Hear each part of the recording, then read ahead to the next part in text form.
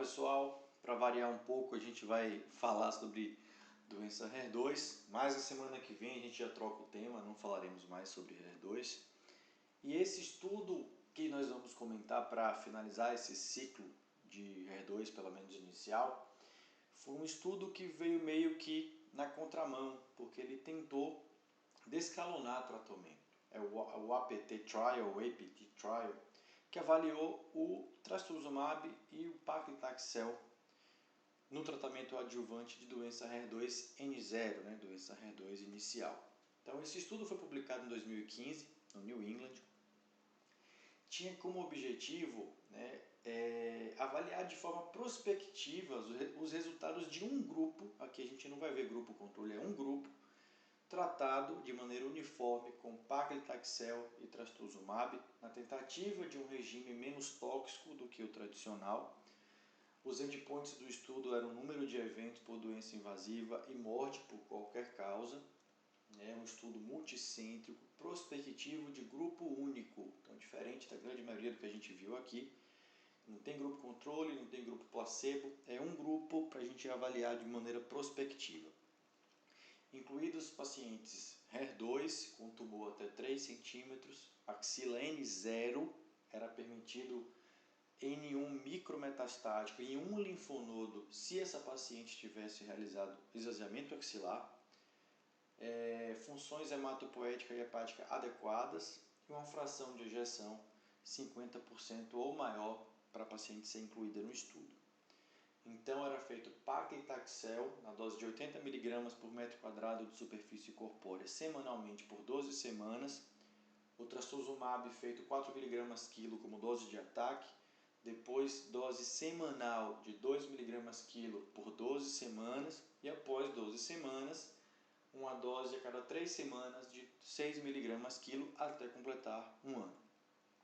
A radioterapia, se a proposta fosse radioterapia parcial, essa era feita antes do tratamento sistêmico, se fosse radioterapia total, depois do tratamento sistêmico. Hormonioterapia era feita após a finalização do paclitaxel. Então se iniciava quando o trastuzumab também se iniciava isolado. A avaliação da função cardíaca era feita ou com ecocardiograma ou com MUGA, para quem não lembra, MUGA é a cintilografia de câmaras cardíacas, e essa avaliação era feita de forma basal, no início, depois com 12 semanas, depois com 6 meses e com 1 ano.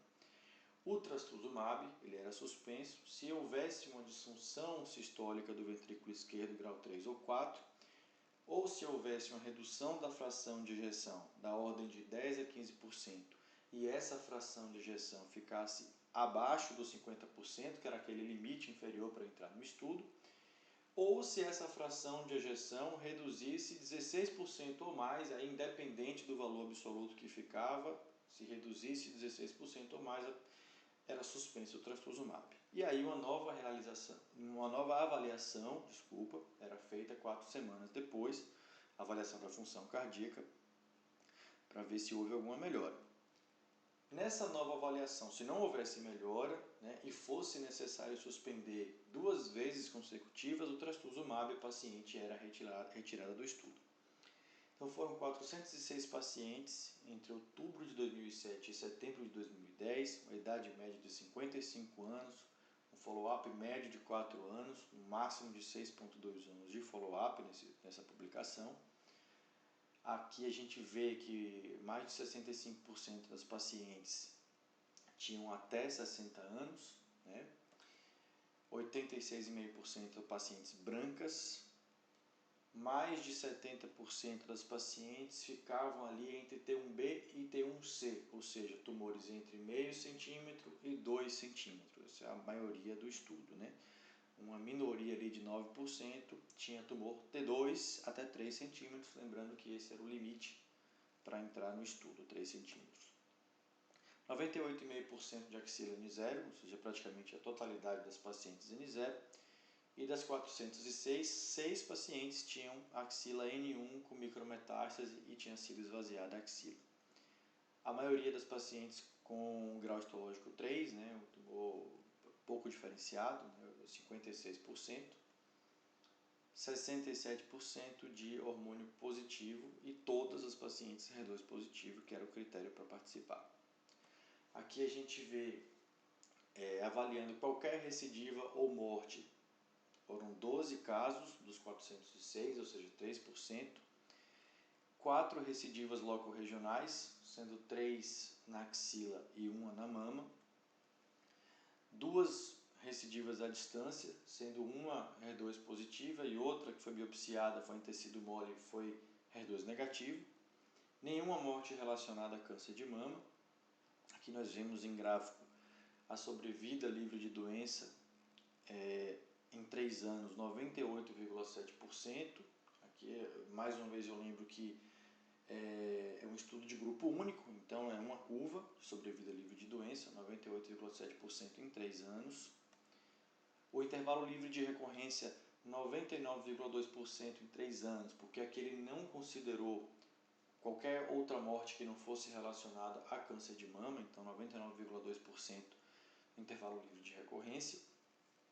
Sobrevida livre de doença, de acordo com o tamanho tumoral, em ambos os grupos, sendo maior ou menor que 1 centímetro, foi maior que 96% de sobrevida livre de doença, as curvas praticamente sobrepostas, não houve diferença aqui importante. Comparando aqui o status de receptor hormonal, também a sobrevida muito boa nos dois grupos, né, maior que 96% em 3 anos. Efeitos adversos poucos, a gente vê aqui fadiga, diarreia, neuropatia, neutropenia, abaixo aí dos 4%, né, diarreia 1,5%, considerando aqui também hiperglicemia, leucopenia, reação alérgica, elevação de enzimas hepáticas e anemia. Isso considerando só graus 3 e 4, né? Eu esqueci de mencionar, mas considerando efeitos adversos de graus 3 ou 4, ou seja, mais importantes. Girando ali em torno dos 2%, então incidência baixa de efeitos adversos graves. E esse estudo foi atualizado, né, um follow-up mais longo aí de 7 anos, e aqui a gente vai só falar dos resultados em 7 anos de sobrevida livre de doença, aqui 93,3% em 7 anos, lembrando que em 3 anos tinha sido 98,5%. Considerando aqui hormônio positivo e negativo, ao final desses 7 anos, 94,6% de sobrevida no grupo hormônio positivo, 90,7% de hormônio negativo a sobrevida, um pouco menor aqui em relação, pelo menos numérica, das pacientes com receptor negativo, né? Muito embora ali o intervalo de confiança tenha cruzado 1, mas há talvez uma tendência do subgrupo aqui do hormônio negativo ter um desfecho pior, o que é natural, né? A gente sabe que o hormônio negativo é uma doença com um comportamento um pouco mais agressivo. Intervalo livre de recidiva, aqui não considerando outras causas de morte que não câncer de mama, né? A gente vê aqui 97,5% ao final de 7 anos, que é resultado muito bom. Sobrevida específica, né, de câncer de mama, 98,6% após 7 anos, após esse follow-up mais longo. E sobrevida global, 95% após 7 anos. Aqui a gente finaliza, né, dizendo que esses resultados que nós vimos sugerem um baixo risco de recidiva com esse esquema menos tóxico, né? E mesmo nesse follow-up mais longo, no começo houve uma desconfiança, não, só 3 anos de follow-up é pouco, mas após 7 anos esse baixo risco de recidiva, né, essa sobrevida global alta de 95% mostra que é necessário considerar esse descalonamento de tratamento na doença HER2 inicial, né, considerar o TH, né, que é o paclitaxel, e o Herceptin, que é o nome comercial do trastuzumab.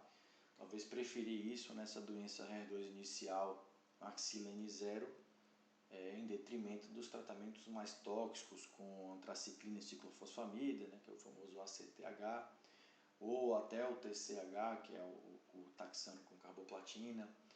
Mas lembro aqui que foi um estudo não randomizado, um grupo único, apesar de um estudo bem feito, né, com segmento de 7 anos, foi um estudo não randomizado, mas é muito importante considerar esse descalonamento em pacientes com doença HER2 inicial. Bom, com isso a gente vai dar uma parada em doença HER2, na semana que vem a gente já vai tratar de outro tema. Muito obrigado pela atenção e até semana que vem.